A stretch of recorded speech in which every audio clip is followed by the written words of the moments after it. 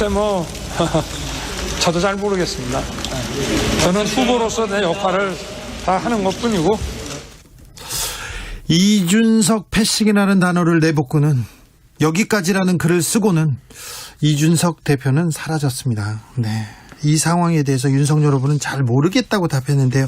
이 상황 심각한 것 같습니다. 좀 더 자세히 들여다보기 위해서 이준석 대표와 가까운 분 모셨습니다. 신인규 국민의힘 상금 부대변인 모셨습니다. 안녕하세요. 안녕하세요. 네.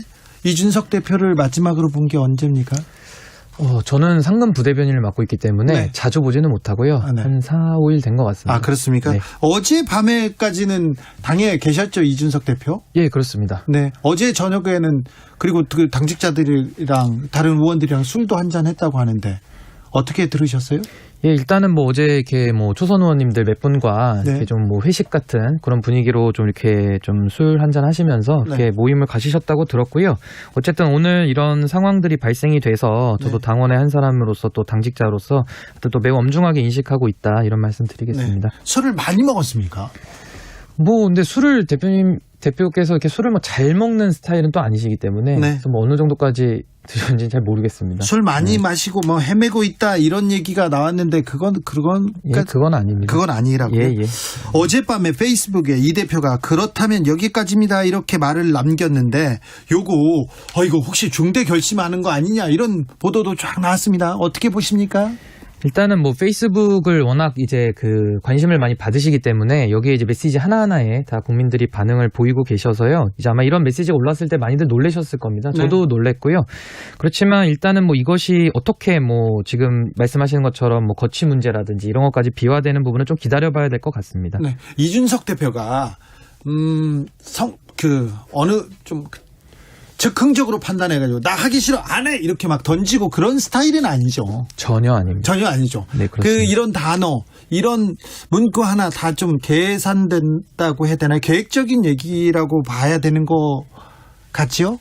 당연하죠. 그렇습니다. 당연합니까? 네. 자, 윤석열 후보와 이준석 대표 그 관계가 그다지 좋아 보이진 않습니다. 좀 갈등이 계속 이렇게 노출되고 패싱 논란도 보도됐는데 요즘 이준석 대표가 마음이 상했다 한 그런 부분이 있을까요? 언론의 말대로 이수정 교수 관련된 건가요? 아니면 충청 뭐 일정에 대해서 말하지 않은 걸까요? 어떻게 보십니까? 일단은 지금 뭐 패싱 논란이라는 게 계속 보도가 되고 있는데요. 지금 이 부분에 대해서는 사실 지금 윤석열 후보 그리고 이준석 대표 사이에 지금 신뢰가 좀 많이 결여돼 있는 거 아닌가 네. 이렇게 보여집니다. 네. 그리고 이준석 대표에 대해서는 저도 처음부터 이제 합류해서 대변인단에 합류해서 하고 있지만 초반부터 굉장히 과도한 공격들이 많았습니다. 뭐 예를 들면 이제 전당대회 이후에도 뭐 그 전당대회 자체 당심으로 이제 선출된 그 민주적으로 선출된 당대표에 대해서 좀 이렇게 인정하지 않는 듯한 모습들도 많이 있었고요. 당시에 또 선관위 때도 기억하시겠지만 뭐 불공정한 관리를 하고 있다. 뭐 이런 식의 비판이 굉장히 많았습니다. 네네. 어떻게 보면 비판을 위한 비판이었다고 저는 생각을 하고요. 그럼에도 불구하고 공정하게 관리를 했고 윤석열 후보께서 저희 대통령 후보로 선출이 되시지 않았습니까? 네. 그래서 이런 부분까지는 이준석 대표는 윤석열 후보에 대한 신뢰를 어느 정도 저는 보였다고 생각을 하는데요.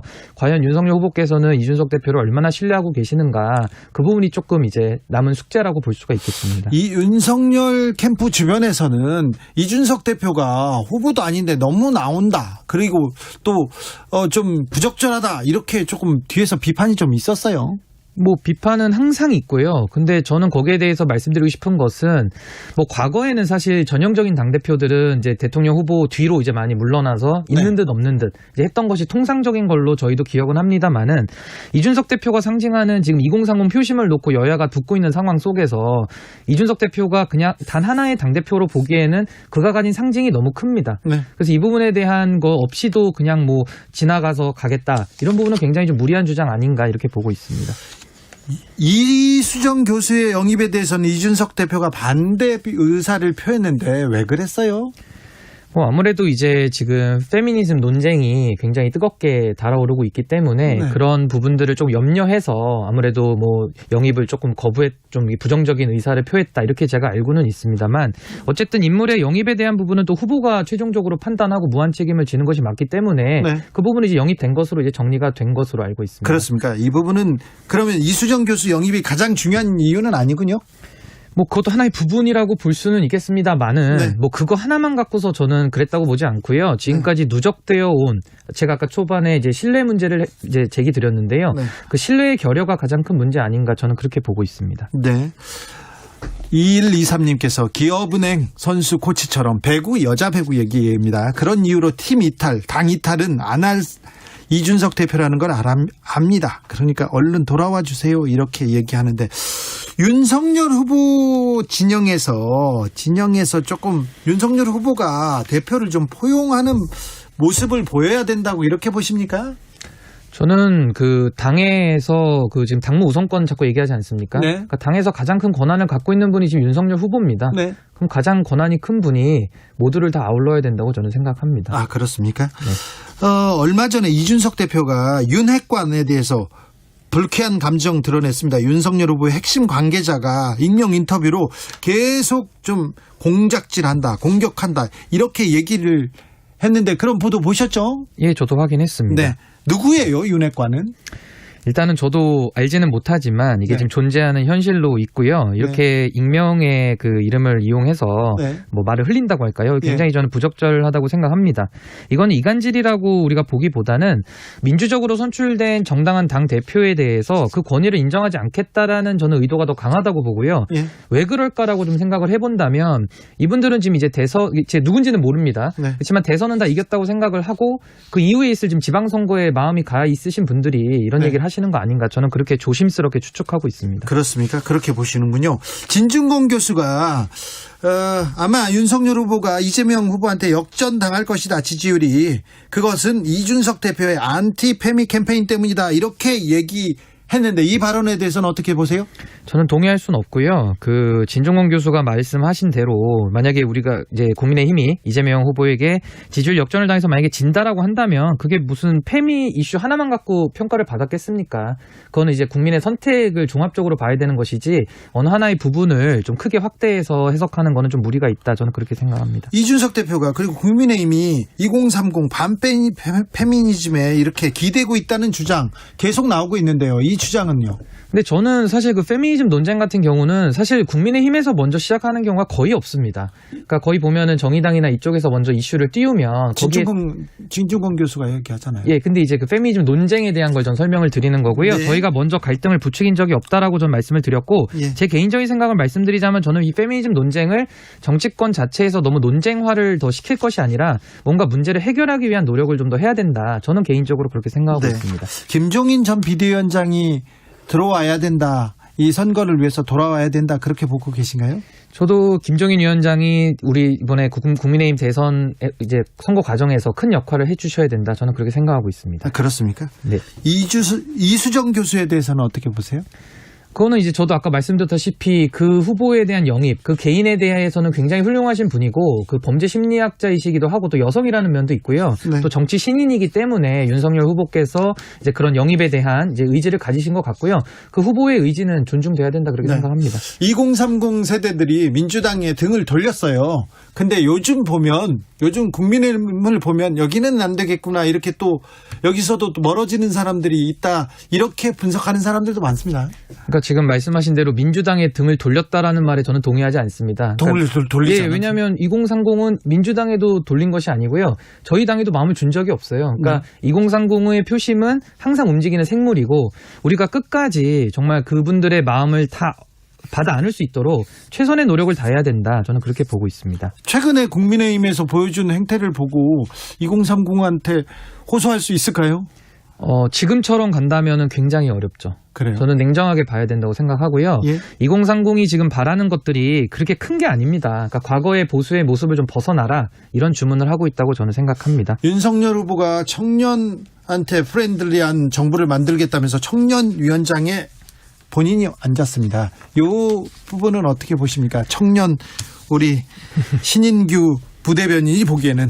이거는 뭐 윤 후보의 그 의지라고 저는 생각은 하고요. 근데 이게 저는 말뿐으로만 과연 이루어질 수 있느냐. 말에 사람들이 기대를 가질 수는 있겠지만 그것만으로 마음을 주지는 않습니다. 만약에 윤 후보께서도 이것이 만약에 진심이라고 한다면 당대표인 정말 청년이고 영선 원외 출신의 지금 당대표로 국민의힘을 이끌고 있는 이준석 대표를 어떻게 대우할 것이냐. 이걸 통해서 청년 표심이 저는 움직인다고 보고 있습니다. 네. 윤서영님께서 이준석 대표가 오죽하면 저러고 나갔을까요?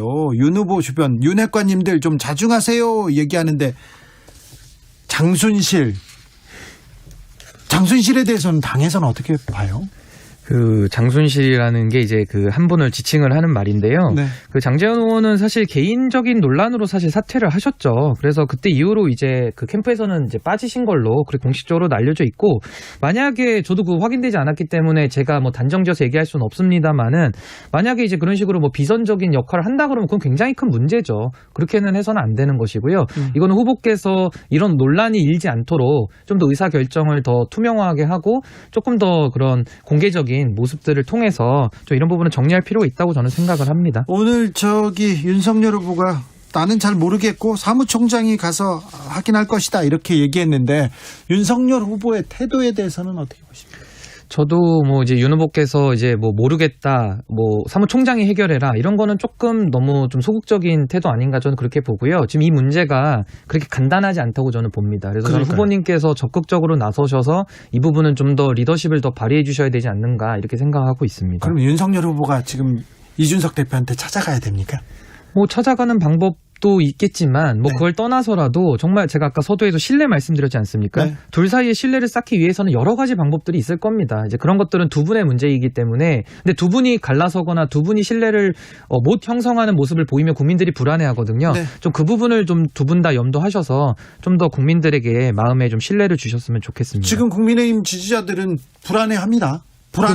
네. 이준석 대표가 오늘 권성동 사무총장이 찾아갔는데 안 만났어요. 얼마나 걸릴까요? 머리 식히고 돌아올까요? 뭐 일단은 윤 후보께서 그 어느 정도 마음을 열고 이준석 대표와 신뢰관계를 형성하겠느냐, 전 여기에 다 모든 것이 달려있다고 봅니다. 알겠습니다. 이준석 대표가 그냥 하루 이틀 만에 그냥 돌아오지는 않을 것 같네요. 저는 굉장히 엄중하게 보고 있고요. 이 부분은 지금 우리 국민의힘의 대선의 승리 여부와도 굉장히 밀접한 관계가 있고, 이 부분을 가볍게 여기는 분이 만약에 있다면 네. 그분의 말씀은 꼭 들어서는 안 된다고 생각을 하고 있습니다. 남정호님께서 국민의힘 원팀 가능합니까? 물어봅니다. 가능합니까라기보다는 가능하게 무조건 해야만 합니다. 네. 당위입니다. 지금 국민의힘 선대위가 계속 공전하고 있어서 대변인께서도 좀 답답하시죠? 예, 저도 답답함을 표현을 한 적이 있고요. 예, 좀 이 부분에 대해서 우리 당 전체가 자성하고 성찰해야 되지 않는가, 저는 그런 말씀 드리고 싶습니다. 홍준표 의원이 계속해서 얘기를 쏟아내고 있습니다. 내고 있습니다. 이번 지금 윤석열 후보한테도 굉장히 지금 비판하면서 이거 어떻게 당대표 없이 선거 치르려고 하느냐 이렇게 얘기하는데 그 점은 어떻게 보세요? 저는 홍준표 후보께서는 그 당 대표도 지내셨고 대선 후보도 지내셨기 때문에 또 당에서 2030의 표심을 등에 업고 계신 분입니다. 그래서 저는 그분의 말씀을 결코 가볍게 들어서는 안 된다고 생각이 들고요.